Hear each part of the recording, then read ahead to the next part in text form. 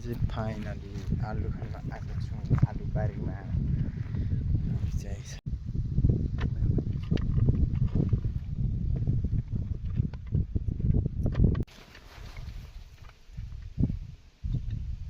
धनिया ला उख्लेन नि ला उख्लेन नि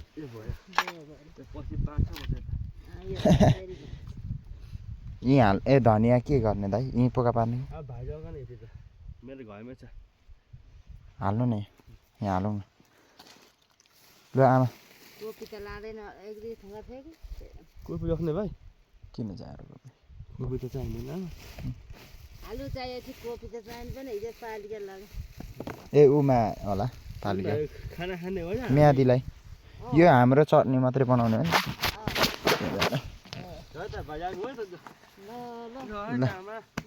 ल आमा हामी लाग्यौँ चल हजुर अब यति नै लग्यो है आमा फेरि चाहिँदा आउँछु नि है आलुबारी टन्ने रहेछ तपाईँको यो साग तपाईँहरूले गुन्द्रुक हाल्नुहुन्छ कि के गर्नुहुन्छ गुन्द्रुक कति जस्तो होला तपाईँहरूको आन्टी गुन्द्रुक कति जस्तो होला हौ कसरी बेच्नुहुन्छ बेच्नु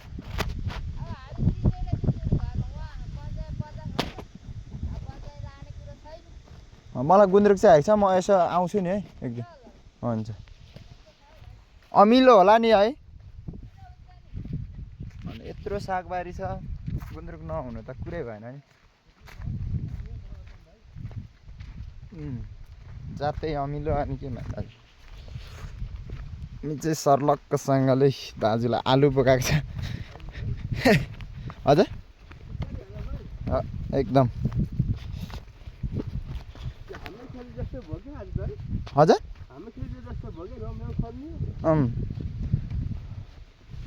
खनियो मजाले हजुर पिसा फेर चुरोटमा भन्छ हामी अब रेडी भएछ रे बाबा आलु भोलिको कार्यको लागि